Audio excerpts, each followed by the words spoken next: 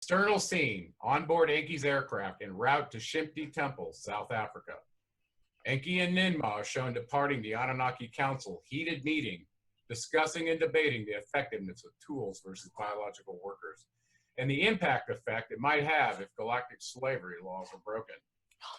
Enki, dear sister, the issue concerning the means with which to accomplish our task, utilizing tools, a replacement primitive biological worker, satisfies our self-serving mission, but has both positive and negative effects.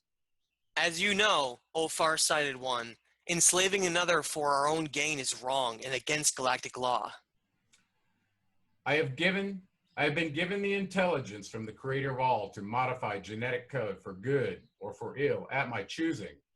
As for slavery, I do agree that it is wrong to use another against their free will choice, which brings up the issue of awareness and consciousness as it relates to this concept of hierarchical relationship.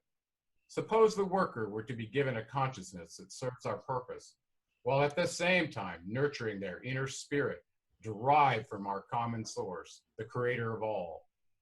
Yeah. Suppose further that the genetic code were designed with a temporal component, but allowed a sequence to progressive advances in consciousness, such that the primitive worker is provided a path to ascend to the highest state of their genetic archetype.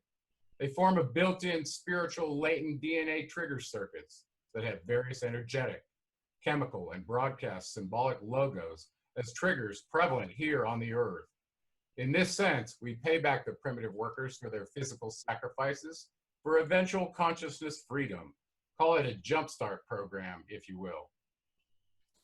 I understand your complex genius mind, brother. Is there a way for you to submersively establish the civilization you have long dreamt of?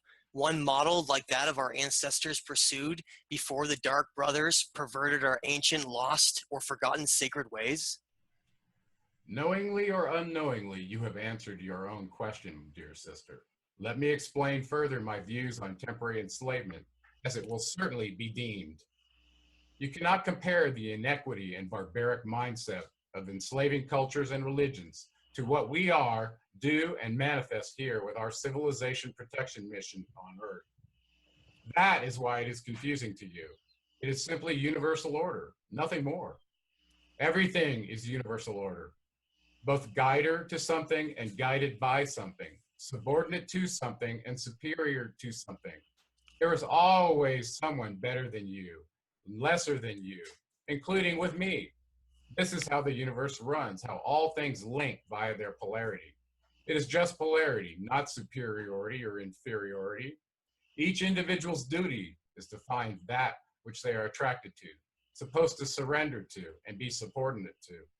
That's what each of us are personally responsible for, not getting someone else to be subordinate to us.